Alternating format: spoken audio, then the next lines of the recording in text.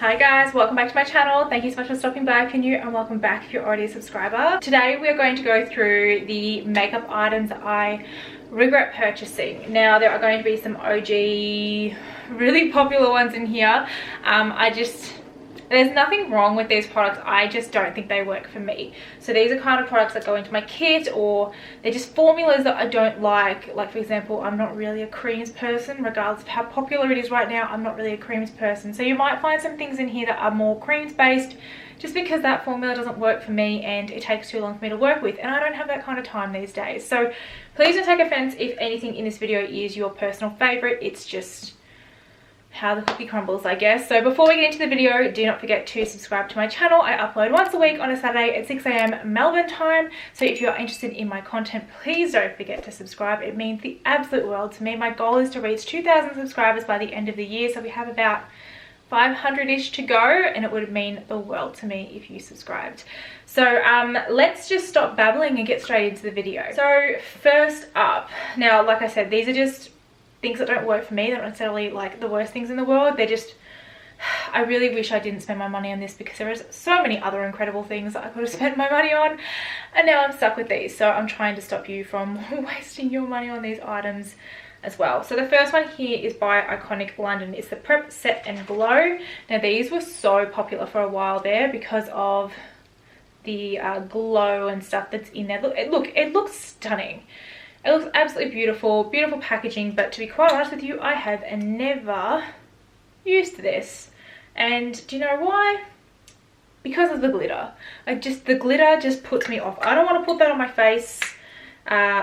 Look, it's stunning. In the bottle, it's absolutely beautiful. And I can see why people get so attached to it, because it just is so pretty. It's so mesmerizing, but I don't want to put that on my face. I could potentially put it on my body, but there's other products that I would rather use on my body that's going to have a better effect. Yeah, so I spent a lot of money on this as well, and I just don't care for it. So I regret that one. Next up is a foundation. I've got two shades here, and I bought these for my kit back when I was in makeup school. Yeah, I was in makeup school at the time. I used to go to the Academy of Makeup in Melbourne. I loved it. It was so good. I wish I could have done it full time, but I've got other obligations in life right now that I can't I can't do it.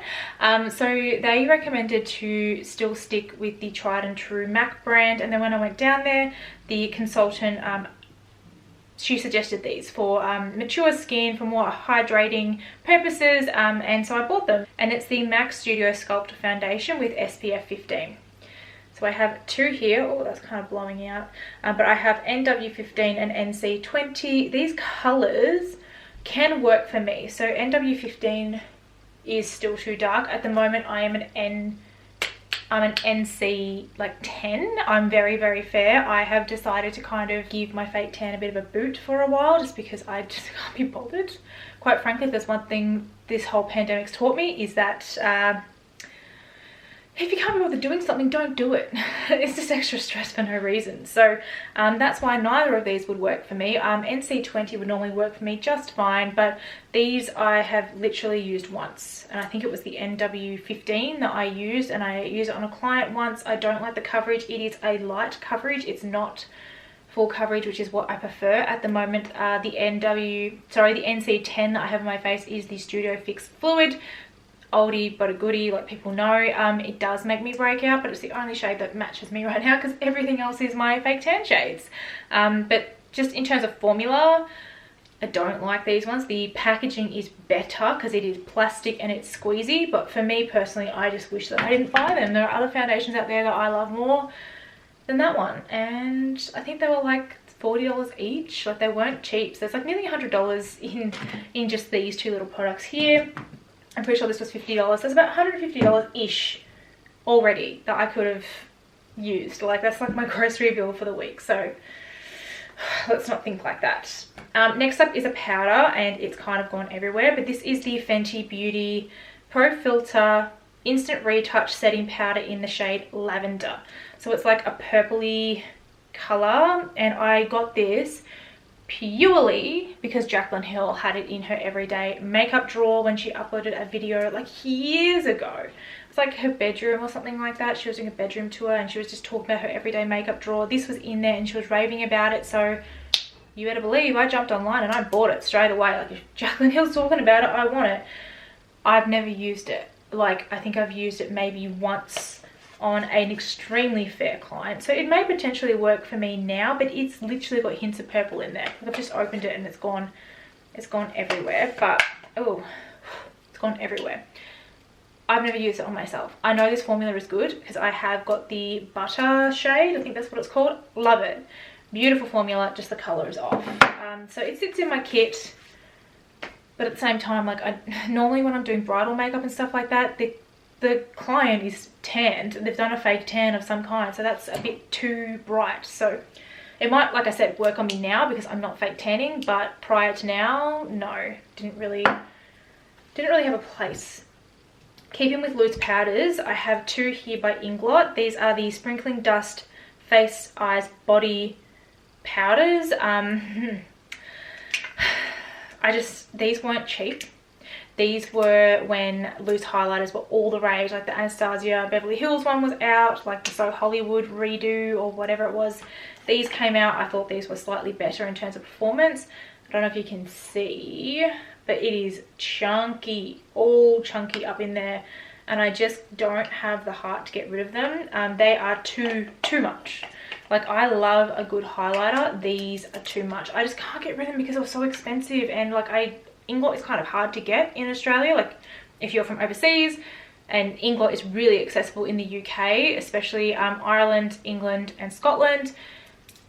Australia, not so much. So I just don't have the heart to get rid of them because I actually do love Inglot as a brand. I'm trying to think about using them as an eyeshadow because they are shades I would use on my eyelid, but they're so messy.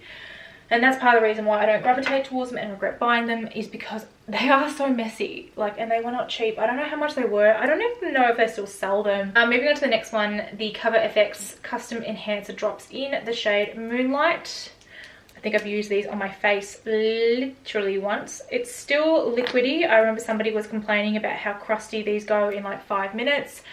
These are expired. I got these when I went to America in 2017. They're coming up 5 years old, but I just, they were so expensive. I just can't get rid of them. And they were so hard to get when they were released in Australia. You could not get your hands on these bad boys. Everybody was talking about these because I'm pretty sure Tarte did a video on them saying they're the best highlighter ever made. And I've used this once on my face and I hated it. I absolutely hated it. So again, another waste of money, and I just can't get rid of it because it's essentially full. And I know that that's like really dangerous to use expired makeup on your skin and stuff like that, but I just can't. So I definitely regret that one. Also purchased, no, this wasn't purchased when I was in America. I purchased this when I was in England. That was 2019. Yes, 2019. And this is the Stila Heaven's Hue highlighter in the shade Kitten. This was really, really popular. It's the putty kind of highlighter. Beautiful shade. I love the shade. The only problem is, how do you get it from the pan onto your face? Because like, from what I can see, the only way that you can do it is with your fingers, and I don't like that vibe. Also, it doesn't transfer particularly well. Like, see, that looks really good on camera because it's catching the light, but in real life, not really. And it's actually dark. It's actually quite a dark highlighter. So I got it because there was a huge hype around it. Everybody was talking about it at the time. Nobody talks about this now, and I don't think I've ever used it on my face because I just don't know how to. So that was such a waste of money. Next up, I'll just do these two together. It's the Nars Laguna Liquid Bronzer. I put this in a project pan to try and get me to use it, and I still am not using it. It's like full, like literally full. The packaging on this is to die for though. And the next one is the Chanel Soleil Tan de Chanel. Beautiful packaging, plastic packaging. Had this forever. I got this because Kathleen Lights used to rave about it, and I'm pretty sure Tarte talked about it as well. It just looks like this. It's like the OG original cream bronzer. Smells like rose. Such a luxurious experience. It's beautiful, but I don't use either of these. I do not like creams. I do not. This is like too liquidy. Like this is too creamy, too liquidy. It's too before the times of cream bronzers and stuff like that. This is great. It just doesn't build up to the level that I'm looking for. Now that I'm not fake tanning, it probably will work for me. But when I am fake tan, I don't see it on me at all. And they don't have these in other shades, which is really disappointing. So only like one group of people can use this product and have it really look great. It's really good for a no makeup look if like you are fake tan or something like that and you just want a tiny bit of sculpting. But my mentality is if you're going to do it, you go for it. So that was expensive. This one was really, really expensive. It was like $100. So regret that for sure. Next up, these are like bases. So it's the P. Louise eye base. This is in Rumor 2. Everybody talked about this. Everyone kind of still talks about it a little bit. Not really. Like, people are more into less is more these days, and I think the P. Louise base is kind of getting left behind, but for those who are doing like really big glam looks and stuff, they may still use this. I just don't like it.